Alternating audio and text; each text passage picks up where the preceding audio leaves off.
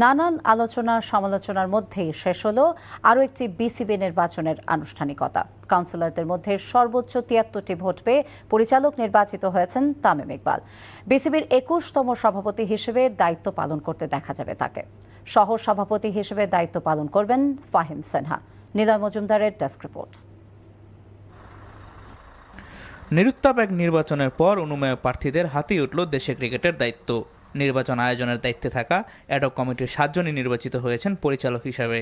Category ১ থেকে বিনা প্রতিদ্বন্দ্বিতায় আগেই নির্বাচিত হয়েছিলেন মিনহাজুল আবেদিন, তামিম ইকবাল, সাইদ ইব্রাহিম আহমেদ, রফিকুল ইসলাম বাবু, ইশরাফিল খসরু, ইয়াসির আব্বাস ও ফাহিম সিনহা এবার নির্বাচিত হয়েছেন ক্লাব ক্যাটাগরি থেকে।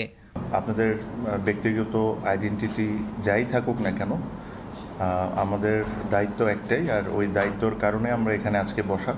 ওটা হলো বাংলাদেশ ক্রিকেটকে সার্ভ করার, বাংলাদেশ ক্রিকেটকে সামনের দিকে নিয়ে যাওয়া। লাস্ট ১-১.৫ বছর ২ বছরে প্রচণ্ড পরিমাণ নেগেটিভিটি, অনেক কিছুই বাংলাদেশ ক্রিকেটকে ফেস করতে হয়েছে। আমি মনে প্রাণে আশা করি আজকের ইলেকশনের পর আমরা একটা পজিটিভ ওয়েতে সামনের দিকে আগাতে পারবো। প্রথমবারের মতো নির্বাচিত হয়েছেন ডাক্তার মাহবুব শামীম, আসিফ রাব্বানী, সাকিব সালাম, ইয়াসির ফয়সাল ও মাসুদুজ্জামান। এছাড়াও আরেক প্রার্থী শাহানিয়ান তানিম ছিলেন আমিনুল ইসলাম বুলবুলের পরিচালনা পর্ষদেও। খুলনা বিভাগ থেকে নির্বাচিত হয়েছেন শান্তনু ইসলাম ও শফিকুল আলম।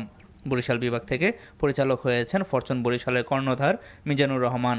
ক্যাটাগরি ৩ থেকে আগে নির্বাচিত হয়েছিলেন সিরাজউদ্দিন মোহাম্মদ আলমগীর। Niloy Majumder, NTV news, Dhaka.